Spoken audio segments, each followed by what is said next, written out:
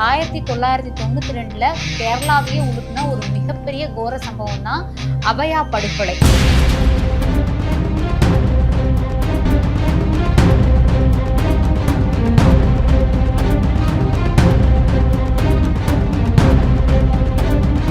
கன்னியாஸ்திரியா போகிறப்போ அந்த அம்மாவுக்கு வந்து ஒரு மிகப்பெரிய அதிர்ச்சி ஆகுது.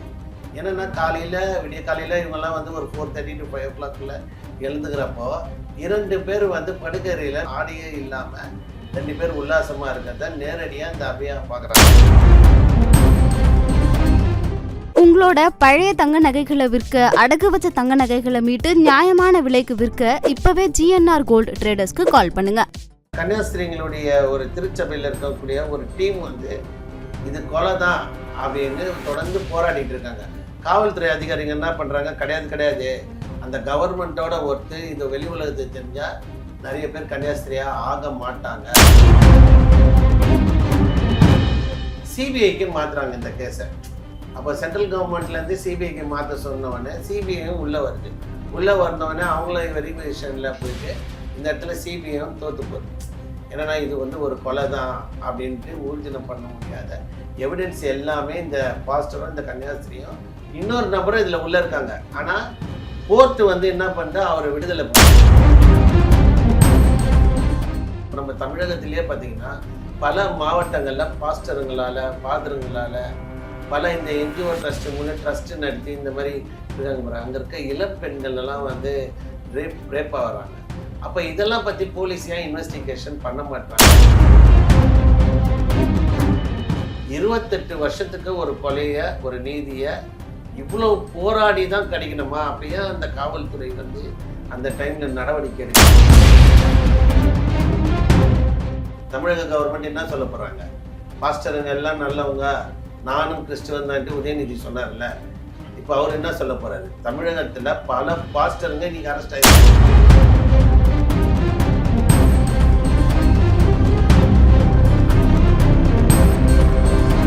ரிஃப்ளெக்ட் நேயர்களுக்கு வணக்கம். நான் உங்கள் ரக்ஷயா பார்த்தி. 1992 கேரளாவையே உலுக்குன ஒரு மிகப்பெரிய கோர சம்பவம் தான் அபயா படுகொலை. இந்த படுகொலையை சார்ந்து நிறைய விஷயங்களை ஷேர் பண்ண இன்னைக்கு நம்ம கூட சமூக ஆர்வலர் சசிகுமார் அவர்கள் தான் இணைஞ்சிருக்காரு. வணக்கம். வணக்கம் மேடம். இப்போ நான் முன்னாடியே சொன்ன மாதிரி 1992 கேரளாவையே உலுக்குன ஒரு மிகப்பெரிய படுகொலை தான் அபயா. அதாச்சும் 19 வயதான ஒரு சிஸ்டரா கன்னியாஸ்திரியா இருந்த அபயா அவர்களுடைய படுகொலை. இதில் நிறைய விஷயங்கள் இருக்குது. நம்ம இதை தாண்டி நிறைய விஷயங்கள் நம்ம அடுத்தடுத்து பேசுவோம். பட் இதை ஃபஸ்ட் நம்ம பேசி ஆரம்பிக்கலாம்னு நினைக்கிறேன். ஸோ இதை பற்றி எங்கிட்ட கொஞ்சம் ஷேர் பண்ணுங்கள். அதுதான் பார்த்தீங்கன்னா, இப்போ கேரளாவில் அபயான்ற ஒரு கன்னியாஸ்திரி வந்து குழந்தையிலேருந்தே அவங்களுக்கு வந்து கன்னியாஸ்திரி ஆகணுன்ற ஆசை. அவங்க யாருன்னா தாமஸ் லீலிமா என்ற தம்பதிக்கு மகளாக பிறகுறாங்க. கோட்டயத்தில் உள்ள ஒரு புனித தேவாலயத்தில் அந்த கல்லூரியில் வந்து தங்கி அங்கே வந்து ஒரு பட்டப்படிப்பை அவங்க முடிக்கிறாங்க. என்னென்னா அந்த அம்மாவுக்கு வந்து சின்ன வயசுலேயே வந்து கன்னியாஸ்திரி ஆகணுன்ற ஒரு ஆசை இருக்குது. அப்படி ஆசை இருக்கிறப்ப என்னென்னா தாமஸ் கூட்டர் ஜேம்ஸ் அப்படின்னு ஒரு ஃபாதராலையும் கன்னியாஸ்திரி செபின்னு ஒரு அந்த சர்ச்சில் வந்து இருக்கிறாங்க. இவங்க தொடர்ந்து அந்த கன்னியாஸ்திரியாக பயணம் பண்ணிகிட்டு இருக்கப்போ ஒரு நாள் காலையில் திடீர்னு 1992 காலையில் வந்து அந்த தாமஸையும் ஒரு செபியும் 2 பேர் உல்லாசமாக இருக்கிறத நேரடியாக அந்த பாப்பா பார்க்குறாங்க. அப்போ அவங்களுக்கு சின்ன வயசு தான். ஏன்னா அப்போ அவங்க வந்து ரொம்ப கன்னியாஸ்திரி மேலே நம்ம கடவுளுக்குள்ளே நம்மளை அர்ப்பணித்துக்கணும். இது போல் பார்த்திங்கன்னா எல்லா ஊர்லேயும் தன்னுடைய இளம் வாழ்க்கையை வந்து தொடர்ந்து கன்னியாஸ்திரியாக போகிறப்போ அந்த அம்மாவுக்கு வந்து ஒரு மிகப்பெரிய அதிர்ச்சி ஆகுது. என்னென்னா விடிய காலையில் இவங்கெல்லாம் வந்து ஒரு 4:30 to 5 o'clock எழுந்துக்கிறப்போ 2 பேர் வந்து படுக்கறையில் மிகவும் உல்லாசமாக ஆடியே இல்லாமல் 2 பேர் உல்லாசமாக இருக்கிறத நேரடியாக இந்த அபயா பார்க்குறாங்க. பார்த்தவொடனே அவங்களுக்கு என்ன ஆகுது, வெக்ஸானோடனே கத்தி கூச்சல் இருப்போ எங்கே இவங்க வெளியில் சொல்லிவிட்டு போகிறாங்களான்ட்டு இவங்க 2 பேர் சேர்ந்து அந்த கன்னியாஸ்திரியை, இளம் கன்னியாஸ்திரியை கொடூரமான முறையில் கோடாலியாலையும் கொடூரமான முறையில் தாக்கிட்டு இவங்க அந்த எவிடன்ஸ் எல்லாமே மறைக்கிறாங்க. எவிடன்ஸ் எல்லாமே மறைச்சிட்டு இது வந்து தற்கொலைன்னு சித்தரிக்கிறாங்க. அப்போ என்னென்னா ஒரு கொலை நடந்தவொடனே அதை தற்கொலைன்னு மூடி மறைக்கிறது அந்த கேரளாவில் உள்ள காவல்துறை அதிகாரிகளும் அந்த எர்ணாகுளத்தில் உள்ள காவல் அதிகாரிகளும் இதுக்கு உடந்தையாக போயிட்டு அந்த பாஸ்டரோட ஒத்து போகிறாங்க. ஏன்னா அவர் வந்து பணம் கொடுத்து இதை சரி கட்டுறாங்க, எவிடன்ஸ் எல்லாம் க்ளீன் பண்ணிட்டு பண்ணுறாங்க. அப்போ இந்த இடத்துல என்னன்னா, அந்த கன்னியாஸ்திரிகளுக்குன்னு ஒரு திருச்சபை ஒரு கூட்டம் இருக்கு. அந்த கன்னியாஸ்திரிகளுக்கு ஒரு கூட்டம் இருக்கப்போ அவங்க என்ன பண்ணுறாங்க, இதை முறையா இல்லை இது வந்து கொலை தான் அப்படின்னு போகிறாங்க. போகிறப்போ என்ன பண்ணுறாங்க, இந்த எவிடன்ஸ் எல்லாம் மறைச்சதால் அந்த கன்னியாஸ்திரிகளுடைய ஒரு திருச்சபையில் இருக்கக்கூடிய ஒரு டீம் வந்து இது கொலை தான் அப்படின்னு தொடர்ந்து போராடிட்டு இருக்காங்க. காவல்துறை அதிகாரிகள் என்ன பண்ணுறாங்க, கிடையாது கிடையாது, அந்த கவர்மெண்ட்டோட ஒருத்து இது வெளி உலகத்துக்கு தெரிஞ்சால் நிறைய பேர் கன்னியாஸ்திரியாக ஆக மாட்டாங்க, இதை வந்து மூடி மறைக்கும் செயலாக பண்ணிகிட்டே இருக்காங்க. அப்போ என்னென்னா அதுக்கப்புறம் பார்த்தீங்கன்னா சிபிஐக்கு மாற்றுறாங்க இந்த கேஸை. அப்போ சென்ட்ரல் கவர்மெண்ட்லேருந்து சிபிஐக்கு மாற்ற சொன்னவொடனே சிபிஐயும் உள்ளே வருது. உள்ளே வந்தவொடனே அவங்கள வெரிஃபிகேஷனில் போயிட்டு இந்த இடத்துல சிபிஐயும் தோற்று போகுது. என்னென்னா இது வந்து ஒரு கொலை தான் அப்படின்ட்டு ஊர்ஜினம் பண்ண முடியாத எவிடன்ஸ் எல்லாமே இந்த பாஸ்டரும் இந்த கன்னியாஸ்திரியும் இன்னொரு நபரும் இதில் உள்ளே இருக்காங்க. ஆனால் கோர்ட்டு வந்து என்ன பண்ணுது, அவரை விடுதலை பண்ணுது. இதில் வந்து அவர் சம்மந்தம் இல்லை, இவங்க 2 பேர் மேலே தான் ரொம்ப அலிகன்ஸ் ஆகிறதால இது வந்து சம்மந்தம் இல்லைன்றாங்க. என்னென்னா ஒரு கொலை நடக்குதுன்னா நம்ம ஊரில் கூட பார்த்திங்கன்னா ஒரு கொலை நடந்ததுன்னா அது கொலைன்ட்டு பண்ணிடுறாங்க. நம்மளுக்கே தகவல் அறியும் உரிமை சட்டத்தில் என்ன சொல்கிறாங்கன்னா, இது வந்து அன்னோவன் பர்சனு, அதனால் நாங்கள் தற்கொலையாக மாற்றிறேன்னு காவல்துறையில் சொல்கிறாங்க. இந்த கேஸை பொறுத்த வரைக்கும் எல்லாமே இந்த கேரளா அபயா கொலை வழக்கில் பார்த்திங்கன்னா ஒரு நல்ல தீர்ப்பு வந்திருக்கு. என்ன பார்த்திங்கன்னா 28 வருஷம் வரைக்கும் இந்த கேஸ் நடந்துகிட்டே இருக்குது தொடர்ந்து. பாருங்கள், அரசு நின்று கொள்வோம் தெய்வம் நின்று கொள்ளுன்ற மாதிரி இந்த கேஸ் நடந்துகிட்டே இருக்கிறப்போ அப்போ ஒரு சில சிபிஐ வந்து இதுக்குள்ளே ஃபுல்லாக நொட்டேரியஸாக உள்ளே வந்து விசாரிக்கிறப்போ அன்னைக்கு அந்த சர்ச்சுக்குள்ளே ஒரு திருடன் உள்ளே வந்திருக்கான். ஒரு திருடன் வந்தவன் உள்ளே வந்தவொடனே இந்த பாஸ்டரும் இந்த கன்னியாஸ்திரியும் உடல் உறுப்பினர் தான் அவனும் பார்த்துருக்கான். அவன் பார்த்துட்டு அவன் கவனித்துட்டு இருக்கிறான். இந்த அபயா வந்தவனே தான் கூச்சல் போட்டவனே அவங்கள சாவடிக்கிறத இந்த திருடன் வந்து ஃபுல்லாக பார்த்துட்டு இந்த திருடன் வந்து சாட்சியாக மாறுறான். பொதுவாகவே திருடனுக்கு வந்து ஒரு சாட்சி சொல்லுவாங்க, இவன் தான் திருடனான்ட்டு. ஆனால் கடவுள் எப்படி எடுத்துகிட்டு வர்றான்னா, ரொம்ப இன்வெஸ்டிகேஷன் தீவிரம் பண்ணவனே சிபிஐ வந்து இதை உள்ளே வாங்கிட்டு கண்டுபிடிக்கிறாங்க. இது திருவனந்தபுரம் நீதிமன்றத்தில் தான் இந்த கேஸ் தொடர்ச்சியாக நடக்குது, நாட்டியே உழுகுது. பல கன்னியாஸ்திரிகள் வந்து ஆர்ப்பாட்டம் போராட்டம்லாம் பண்ணுறாங்க, இது வந்து கொலைதான்றப்பையும் அந்த கேரளா அரசு வந்து என்ன பண்ணுறாங்க, இல்லை இல்லை இது தற்கொலை அப்படின்ற மாதிரி பேசுகிறாங்க. இது ரொம்ப பார்த்திங்கன்னா உள்ளே போனீங்கன்னா ரொம்ப சுவாரஸ்யமாக இருக்கும். ஏன்னா அந்த அந்த அந்த அபியாவுடைய பிரதர் வந்து பிஜேன்னு அவர் என்ன பண்ணுறாரு, தொடர்ந்து பிபிசி சேனல்கள்லாம் ப்ரெஸ் மீட் கொடுக்குறாரு, எல்லாமே 4 பக்கம் இந்த விஷயம் சொல்கிறப்போ ஒரு திருடம் உள்ளே வந்து கோர்ட்டில் ஏறி சாட்சி சொல்கிறான். இந்த பாஸ்டரும் இந்த லேடி இன்னொரு பேர் ஸ்டெபியான்றவங்களும் 2 பேர் உல்லாசம் இருக்கிறப்ப அவங்க வந்து பார்த்ததுக்கு இந்தந்த இடத்துல காயம் ஏற்படுற அளவுக்கு கோடாலி எடுத்து அடித்தாங்க. ரொம்ப ரத்தம் துடிச்சு அந்த ஒரு 19 வயசு அந்த லேடி சாவறாங்க, கன்னியாஸ்திரி வந்து சாவறாங்க. இப்போ எதை சொல்கிறதுன்னா, பல இடங்களில் வந்து பார்த்திங்கன்னா நம்ம தமிழகத்திலே பார்த்திங்கன்னா பல மாவட்டங்களில் பாஸ்டருங்களால் ஃபாதருங்களால் பல இந்த என்ஜிஓ ட்ரஸ்ட்டு மூலம் ட்ரஸ்ட்டு நடத்தி இந்த மாதிரி இருக்காங்க பாருங்க. அங்கே இருக்க இளம் பெண்கள்லாம் வந்து ரேப் ஆகிறாங்க.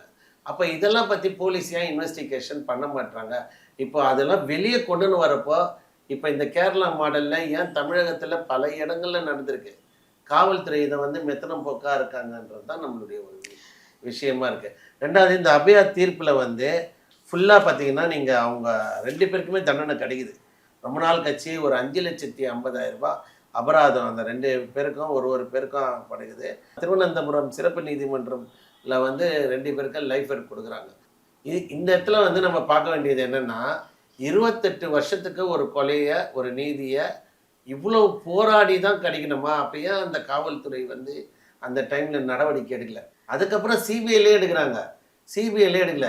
இப்போ இது மாதிரி நடக்கிற கொலைக்கு 28 வருஷம் கழிச்சு ஒரு தீர்ப்பு வருதுன்னா எத்தனை பேருக்கு சட்டத்து மேல நம்பிக்கை இருக்குன்றது தான் ஒரு இதுல இன்னொரு விஷயம் என்ன அப்படின்னு பாத்தீங்கன்னா, தாமஸ் செபி இவங்க 2 பேருமே வந்து தன்னுடைய இல்லற வாழ்க்கை எல்லாத்தையுமே துறந்துட்டு ஃபாதராகவும், சிஸ்டராகவும் கன்வெர்ட் ஆனவங்க. அதுக்குள்ளார வந்து இவங்க 2 பேரும் வந்து தவறான முறையில இருந்தத 19 வயதான அபயா பார்த்து இந்த மாதிரியான ஒரு செயல் நடந்திருக்கு. கிட்டத்தட்ட 28 வருடங்களுக்கு அப்புறமா இது வந்து தற்கொலை இல்ல கொலை அப்படிங்கிற வகையில இவங்களுக்கு தண்டனையும் கிடைச்சிருக்கு. ஆனா இப்ப அதை தாண்டி இந்த மாதிரியான சில விஷயங்கள் தமிழ்நாட்டுல நடக்கிறதுண்டா? தமிழ்நாடு அப்படிங்கிறத தாண்டி நம்மளுடைய சுத்து வட்டாரங்கள் பகுதிகளில் ஃபாதர் ஆகுறேன் சிஸ்டர் ஆகுறேன் அப்படின்னு போயிட்டு இந்த மாதிரியான தவறுகள் நடக்கிறது உண்டா? நீங்க இப்போ கடந்த கால வாழ்க்கையில இப்போ ஒரு 5 வருஷம் பேக்கப்ல இருந்து இன்னைய தேதி வரைக்கும் பாத்தீங்கன்னா தொடர்ந்து பல மாவட்டங்கள்ல செய்தி வெளியே வருது. இப்போ எந்த சேனலுமே தைரியமா போறது இல்லை. இப்போ பாலிமர்ல காலையில சொன்னாங்கன்னா ஒரு சின்ன விஷயம் சாயந்தரம் வரைக்கும் வேற விஷயம் பேசுறாங்க. இதுவே ஒரு பாஸ்டர் கன்னியாஸ்திரி இந்த மாதிரி படுகொலை பண்ணாங்க அப்படின்ற ஒரு செய்தி, ஏதாவது ஒரு பாலியல் ரீதியான ஒரு குழந்தைங்களை துன்புறுத்துறாங்கன்ற செய்தி வெளியே வந்ததுன்னா காலையில சொல்லுவாங்க, ஒரே வாட்டி சொல்றாங்க, அதோட அதை முடிச்சிடுறாங்க. அப்ப என்னன்னா தவறுக்கு துணைப்பவ பல ஊடகங்கள் இன்னைக்கு தயாரா இருக்கு. என்னன்னா ஒரு ஃபோன் பண்ணவொடனே அடுத்த நியூஸ்ல இது சொல்லாதீங்க, இது ஒரு பெரிய பிரச்சனையாகுது அப்படின்னு. இன்னைக்கு வந்து இந்தியா ஃபுல்லாவே நிறைய கன்னியாஸ்திரிகள் இது போல செயல்களை ஈடுபட்டு மாட்டியிருக்காங்க. இந்தியா ஃபுல்லாவே சத்தீஸ்கர்ல கூட மாட்டியிருக்காங்க, பல மாநிலத்துல மாட்டிருக்காங்க. குறிப்பா தமிழகத்துல பாருங்க, சோசியல் வெல்ஃபேர் எல்லாமே கிறிஸ்டின் அமைப்பு எடுத்துட்டாங்க. இப்போ சென்னை மாவட்ட ஆட்சியர் அலுவலகத்துல 24 சோசியல் வெல்ஃபேர் இருக்குது. இப்போ ரோட்ல சாதாரணமான ஒரு ஆள் இருக்கான், அவனை ஒரு ஆணாக இருக்கட்டும் பெண்ணாக இருக்கட்டும், அவனை எடுத்து அந்த சோசியல் வெல்ஃபேர்ல ஏதோ ஒரு என்ஜிஓ கொடுத்துட்டாங்கன்னா அவங்க உயிரோட இருக்காங்களா இல்லையான்ட்டு பார்க்கறதே கிடையாது. போலீஸ்ல அந்த ரெக்கார்டு மெயின்டைன் பண்றதே இல்லை. ஏன் மெயின்டைன் பண்றது இல்லைன்னா மெமோ போட்டு கூட்டிட்டு போறாங்க, அதுக்கப்புறம் அந்த ரெக்கார்டை மெயின்டைன் பண்றதே இல்லை. இதுக்காக நம்ம பல சேனல்ல நானே பேசியிருக்கேன். சுமார் ஒரு 15,000 பேர் அந்த மாதிரி கூட்டிட்டு போறாங்க. அந்த என்ஜிஓ அமைப்பு மூடிட்டு போயிட்டாங்கன்னா கொண்டுட்டு போனவங்க என்ன ஆனாங்கன்ற ஒரு கொஸ்டின் இருக்கு. இப்போ ஒரு தனிநபர் ஒரு ஆளை கடத்தினா அவனை இட்டுன்னு போயிட்டு தலைகீழ தொங்க விட்டு மிளகாத்தூள் போட்டு அடி அடி அடிச்சு படுத்துறாங்க. ஆனா ஒரு என்ஜிஓ அமைப்பு இந்த காரியத்தை செஞ்சு கொண்டு போன நபர்கள் இல்லைன்னா போலீஸ் எல்லாம் கை கட்டி வெடி பார்க்குறாங்க. என்னன்னா எங்க கிட்ட ரெக்கார்டே இல்லைன்றாங்க. அப்ப என்னன்னா இந்த மாதிரி ஒரு பாஸ்டருங்க இல்லை ஒரு ட்ரஸ்ட்ல வந்து மெயின்டைன் பண்றாங்கன்னா விசிட் பண்ணணும் போலீஸ். அந்த இடத்துல போயிட்டு ஒரு 50 பெண்கள் இருக்காங்க, சிறுவர்களை மெயின்டைன் பண்றாங்கன்னா ஒரு கிறிஸ்டின் ட்ரஸ்ட் எடுத்துட்டாங்க, அவங்க படிக்க வைக்கிறேன்ட்டாங்க, அவங்க சாப்பாடு போடுறேன்ட்டாங்க, அப்படியே விட்டுட்டு போயிடுறாங்க.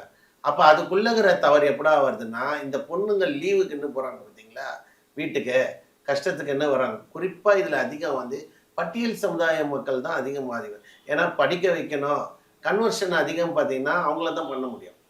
நிறைய அவங்கள வந்து நிறைய படிப்பு வசதி இல்லை, வீட்டில் இல்லை, வீடு வசதி இல்லை, அப்பா அம்மா சரியில்லாமல் இருக்கிறதால நிறைய பேர் என்ன பண்ணுறாங்க, இது போல் நம்பி சேர்த்துடுறாங்க. இப்போ இல்லை, எனக்கும் அதில் ஒரு கேள்வி ஒன்று இருக்குது. என்ன அப்படின்னு பார்த்தீங்கன்னா, இப்போ அபயா அப்படின்னு எடுத்துக்கிட்டோம்னா அவங்களுக்கு 19 வயசு ஆகுது. தான் கன்னியாஸ்திரி ஆகணும் அப்படிங்கிற வகையில் நீங்களும் முன்னாடி சொல்லியிருந்தீங்க, நிறைய எண்ணங்களோட தன்னுடைய வாழ்க்கையை முழுக்க முழுக்க இயேசு அவருக்கு அர்ப்பணித்து வந்திருக்காங்க. ஸோ அவங்களுடைய வாழ்க்கையே வந்து கடைசியாக இந்த அளவுக்கு ஒரு மிகப்பெரிய கேள்விக்குறியாக போய் முடிஞ்சிருக்கு. இந்த மாதிரி கன்னியாஸ்திரி அவர்களுடைய பாதுகாப்பு அப்படிங்கிறது வந்து எப்படி இருக்கு? அதுதான் நம்ம என்ன மேடம் சொல்றோம், பாதுகாப்பை உறுதி செய்யுங்கள். கன்னியாஸ்திரிகள் எல்லாம் இப்படி துன்புறுத்தப்படுறாங்கன்னு நம்ம சொல்ல. ஒரு சில கன்னியாஸ்திரிகள் இந்த மாதிரி பாலியல் ரீதியான துன்புறுத்தலுக்கு வர்றப்போ கன்னியாஸ்திரிகளுக்கு தேவாலயத்தில் பாதுகாப்பு இருக்கா அப்படின்ற ஒரு கொஸ்டின் எழும்புறப்போ அதை காவல்துறைங்க இப்போ ஒரு 50 பேர் ஒரு இடத்துல வந்து ஒரு விடுதியில் தங்குறாங்கன்னா அங்கே விடுதிக்கு ஒரு காவல்துறை வந்து ஒரு இப்போ எப்படின்னா இனிமேலாதவனுங்களெல்லாம் ஒரு ஏடிஎம்ல வந்து போடுறாங்க, ஒரு கட்சிக்காரங்க வீட்டுக்கெல்லாம் போயிட்டு போலீஸ் ப்ரொடெக்ஷன் போடுறாங்க, போய் சைன் போடுறாங்க. அந்த மாதிரி இந்த மாதிரி இளம் பெண்கள் தங்குற இடத்துல ஒரு ப்ரொடெக்ஷன் காவல்துறை வந்து ஒரு பாக்ஸ் மாதிரி வைக்கணும், ஒரு புகார் பாக்ஸ் மாதிரி வைக்கணும், ஒரு நம்பர் கொடுக்கணும். ரெண்டாவது அவங்களால வெளியே வர முடியாது. இப்போ ஒன்ஸ் காம்பவுண்டு உங்களையே இட்டுன்னு போயிட்டு ஒரு காம்பவுண்டுக்குள்ள ஒரு ட்ரஸ்ட்டுக்குள்ளே கொடுத்துட்டா உங்களுக்கு ஃபோன் கூட கிடையாது, எதுவுமே. அந்த அந்த காம்பவுண்டை தாண்டி உள்ளே போயிட்டாலே, இப்போ உதாரணத்துக்கு நான் ஒரு பேரே சொல்லுவேன், லிட்டில் டிராப்ஸ்ன்னு போரூர்ல இருக்கு. அந்த அந்த லிட்டில் டிராப்ஸுக்குள்ள ஒரு காம்பவுண்டை நடத்தி நீங்க உள்ள போயிட்டீங்கனாலே உங்களால ஃபோன் கான்டாக்ட் பண்ணி பேச முடியாது. நானும் நிறைய வாட்டி கேட்டுக்கிறேன். இந்த மெமோ போட்டு கூட்டிட்டு போற லிட்டில் டிராப்ஸ் போல ஒரு சில என்ஜிஓ அமைப்புங்களுக்கு உள்ள போறவங்களுக்கு ஒரு ஃபோன் கூட பண்ணி நான் நல்லா இருக்கேன், இல்லை நம்மளை போல ஆளுங்க ஃபோன் பண்ணி நம்ம போய் கேட்கறதோ இல்லை நம்ம பார்க்கவே முடியாது. ஒன்ஸு நீங்கள் பிளட் ரிலேஷனா நீங்கள் ஏன் போய் பார்க்குறீங்கன்றாங்க. இப்போ நம்ம எழுத்தி அனுப்புகிறோம் யாருமே இல்லைன்ட்டு. அந்த மாதிரி இப்போ ஒரு பெண்களுக்கு அங்கே ஒரு பாதுகாப்புன்றது எல்லா ட்ரஸ்ட்லேயும் நம்ம இப்போ யாருமே போய் பார்க்க முடியாது. போலீஸ் பார்க்கலாம், அந்த ட்ரஸ்டி பார்க்கலாம். இப்போ அவங்களுக்கு உள்ளே நடக்கிற விஷயத்த போலீஸ் ஏங்க ஒரு புக்கு போட்டு உங்களுக்கு எதனா இருக்கா, நீங்கள் வந்து இந்த மாதிரி ரோட்டில் இருந்தீங்க, உங்களை இந்த ட்ரஸ்ட்டு பார்த்துக்கிறாங்க, உங்களுக்கு எதனா பாலியல் ரீதியான துன்புறுத்தல் இருக்கா அப்படின்னு ஒரு கொஸ்டின் கேட்கறதுல என்ன தப்பு? எல்லா இடத்துலையும் அந்த மாதிரி கேட்கலாம்ல. அந்த மாதிரி விடுதிகளில் தங்குற பெண்களுக்கு மோஸ்ட்லி பார்த்தீங்கன்னா இப்போ அப்பா அம்மா இல்லை, படிப்பு வசதி இல்லைன்ட்டு போய் தங்குறாங்க. அது மாதிரி ஒரு பாஸ்டருங்க நடத்தக்கூடிய நீங்கள் சமீப காலமாக நான் சொல்கிறேன் ஒரு 30-40 பாஸ்டருக்கு மேலே அரெஸ்ட் ஆகிருக்காங்க. தமிழக கவர்மெண்ட் என்ன சொல்ல போகிறாங்க? பாஸ்டருங்க எல்லாம் நல்லவங்க, நானும் கிறிஸ்துவன் தான்ட்டு உதயநிதி சொன்னார்ல, இப்போ அவர் என்ன சொல்ல போகிறாரு? தமிழகத்தில் பல பாஸ்டருங்க இன்றைக்கி அரெஸ்ட் ஆகியிருக்காங்க. இந்த 4 வருஷத்தில் 30க்கும் மேற்பட்ட பாஸ்டருங்க இந்த பாலியல் ரீதியான உமனுக்கு ஹராஸ்மெண்ட் கொடுத்ததில் அரெஸ்ட் ஆகியிருக்காங்க. வரலாறு இருக்கே. தகவல் அறியும் உரிமை சட்டத்தில் எல்லா இடத்துலையும் சொல்கிறாங்க. ஒரே ஒரு பாஸ்டர் கன்னியாகுமரியில் 80 பொண்ணு வாழ்க்கையை சீரழிச்சதா நம்ம பார்க்குறோம். அப்போது தேவாலயத்துக்குள்ளே கன்னியாஸ்திரிகளுக்கு பாதுகாப்பு வேணும், மத நல்லிணத்தோடு தான் நாங்கள் பேசிகிட்டு இருக்கோம். அப்போ என்னென்னா ஒரு ட்ரஸ்ட்டு மாதிரி ஒரு விடுதியில் தங்கக்கூடிய பெண்களுக்கு காவல்துறை ஒரு நோட்டு போட்டு அங்கே அவங்களுக்கு நடக்கக்கூடிய பிரச்சனை எடுத்துணும். ஏன்னா இப்போ பாருங்கள், இந்த அபாயா கொலை வழக்கு கூட ஒரு திருடன் வந்து சாட்சி 28 வருஷத்துக்கு அப்புறம் வந்து சொன்னாங்க. இப்போ இந்த திருடன் தமிழ்நாட்டில் வரலையா, தமிழ்நாடு எந்த திருடனும் கொலை பார்க்கலையான்ற மாதிரி தான் இருக்குது. சாட்சிகள் இங்கே அழிக்கப்படுகிறது. அழிக்கப்பட்டு குற்றவாளிகள் எல்லாம் தப்பிச்சிட்டு இருக்காங்க. அப்போ அவங்கெல்லாம் தப்பிக்காமல் இருக்கணும்னா கன்னியாஸ்திரிங்க தங்கக்கூடிய விடுதலையில் சிசிடிவி கேமரா ஃபிட் பண்ணணும். ரெண்டாவது, அவங்க பொதுவான மக்கள்கிட்ட சகஜமாக பேசுகிற அளவுக்கு ஃப்ரீனஸ் இருக்கணும். ரெண்டாவது, அவங்களுக்கு ஒரு பிரச்சனை, அந்த விடுதியில் சர்ச்சுக்கு சம்மந்தப்பட்ட விடுதிகளில் போலீஸ் வந்து போகணும். எல்லாம் உள்நாட்டில் தான் இருக்காங்க, தவறு கிடையாது. அவங்களுக்கு எதனா பிரச்சனைன்னா அவங்க சொல்லக்கூடிய விஷயங்கள் எப்படி இருக்கும், எப்படி தெரியும்? ஒரு விடுதிக்குள்ளே ஒரு சிறுமிகள் பலாத்காரம் பண்ணியிருக்காங்க. இன்றைக்கி சொல்கிறாங்க குட் டச் பேட் டச்ன்னு ஸ்கூலில். இப்போ சமீப காலமாக ஒரு 2 வருஷமாக தான் வருது. ஏன் வருது? 15,000 சிறுமிகள் தமிழகத்தில் வந்து பாதிக்கப்படுறாங்க. இதில் சென்னை கமிஷனரை நம்ம ஏற்கனவே பேசியிருக்கோம். 2314 பேர் தமிழக டிஜிபி சாருடைய லிமிட்டில் இருக்கோம். அதில் ஒரு 100ம் சென்னை கமிஷனர் 12 மாவட்டத்துலேயும் 2314 பேர் சிறுமிகள் பலாத்காரம்னு ஆல்ரெடி நம்ம எல்லா வீடியோதில் சொல்லியிருக்கோம். அப்போ என்னென்னா ஒரு சர்ச்சுக்குள்ளே ஒரு கன்னியாஸ்திரிக்கு பாதுகாப்பு வேணும். அதே டைமில் பார்த்தீங்கன்னா இந்த பெண்களுக்கு பாதுகாப்பில் இந்த அரசு செலுத்தணுன்றது தான் நம்மளுடைய விஷயம். ஓகே, இவ்வளோ நேரம் ஒதுக்கி இத்தனை விஷயங்களை எங்கள் கூட பகிர்ந்துக்கிட்டீங்க. குறிப்பாக இந்த கேரளாவை உலுக்கின இந்த ஒரு சம்பவத்தை தொடர்ந்து எப்படி கன்னியாஸ்திரிகள் வந்து பாதிக்கப்படுறாங்க அப்படிங்கிற ஒரு சில விஷயங்களை எங்கள் கூட எக்ஸ்பிளைன் பண்ணீங்க. ரொம்ப நன்றி. ரொம்ப நன்றி மேடம்.